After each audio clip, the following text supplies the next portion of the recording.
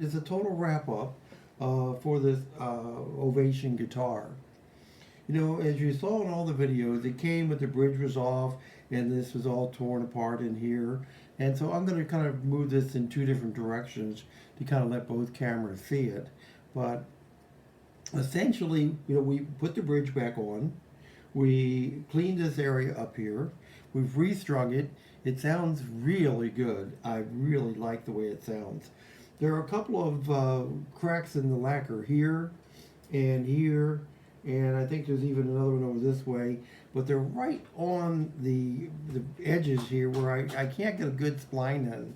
So I didn't even try. I got to be honest.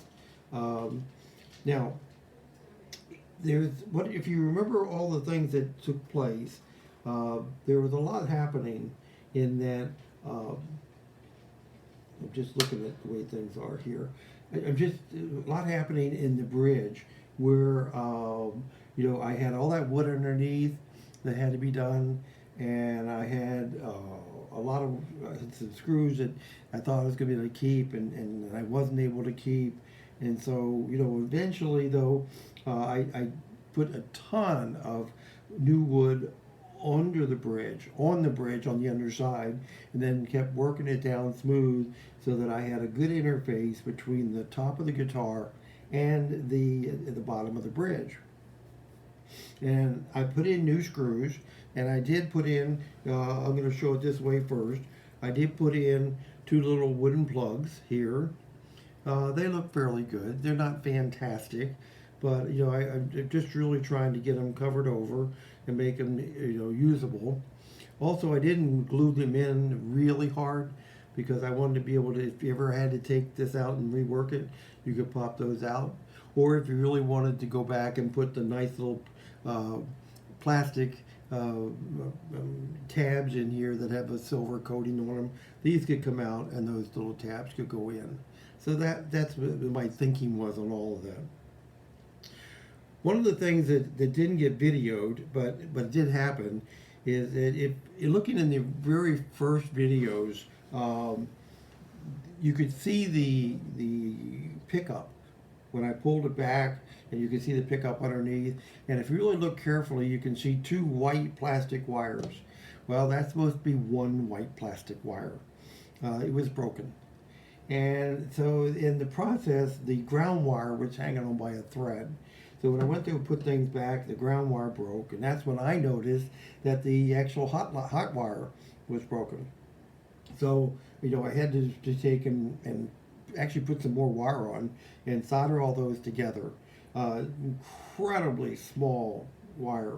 I'm hoping it really holds for a long period of time.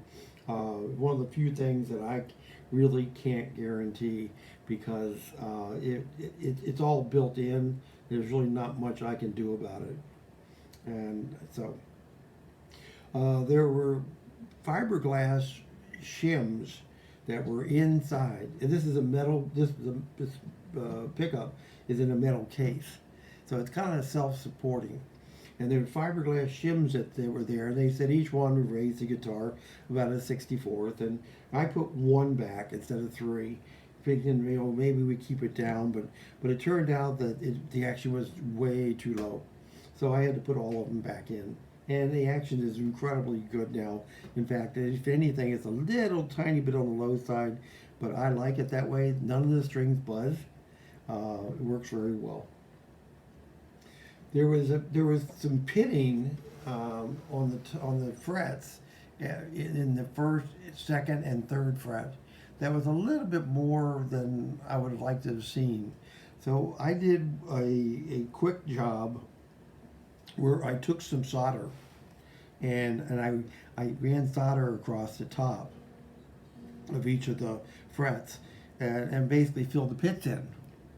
And then I took a file, knocked it down, polished it, and really you can't see that was done.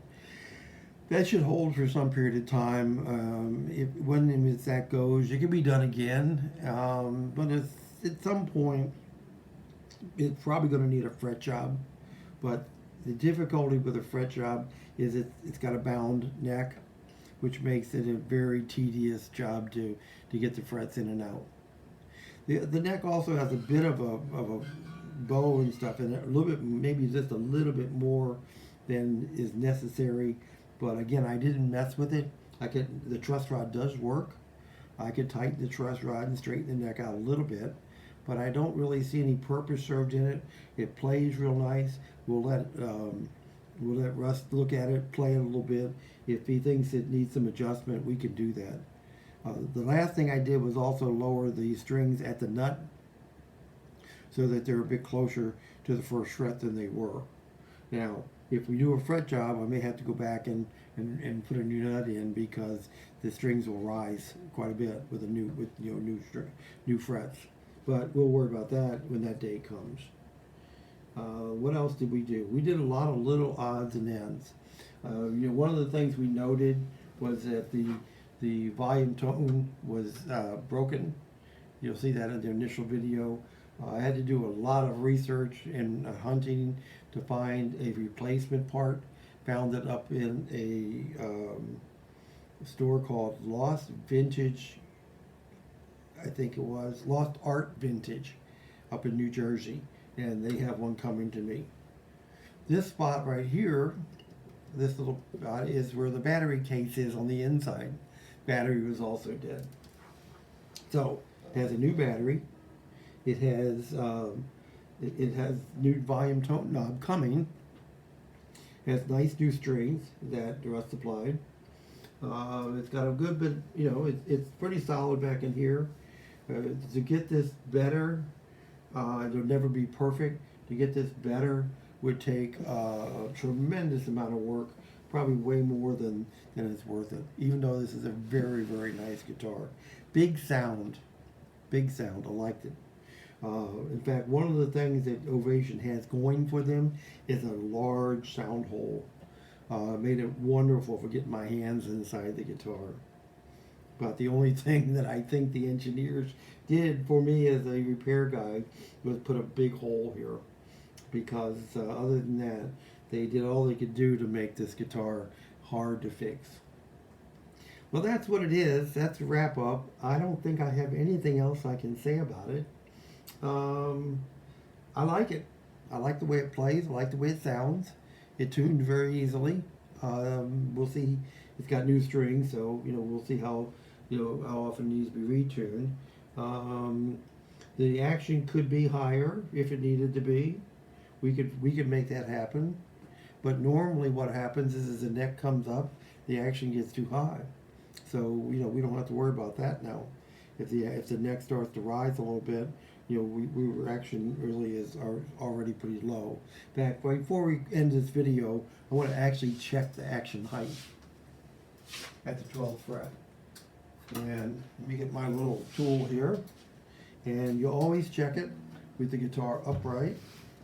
And so on the bass side, we are at 6/64. I think that is. At 6/64.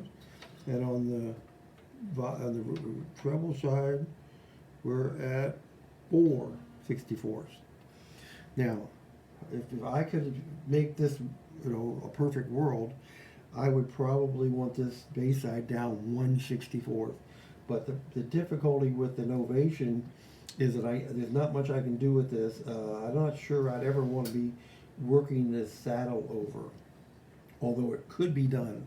You could individually work some of these saddle heights, but that is something that I have not looked into. It does not look like something that would be easy to do. So and adjusting the saddle height by playing with shims on the inside, it could take you for the rest of your career. But it does sound good. It's a little hard to play, when we're sitting down. And that's pretty much it. We cleaned this back up, got her tuned up, got her in pitch. Sounds really nice. I enjoyed working on it. I hope Russ enjoys playing it. I think he'll have it for quite some time. It appears to be down very solid. It was fun. So the next time I'll know a few of the tricks that Ovation puts into it, and might even be quicker. But that's all for now. 1982 Ovation, Glenn Campbell, model 1627. Nice guitar.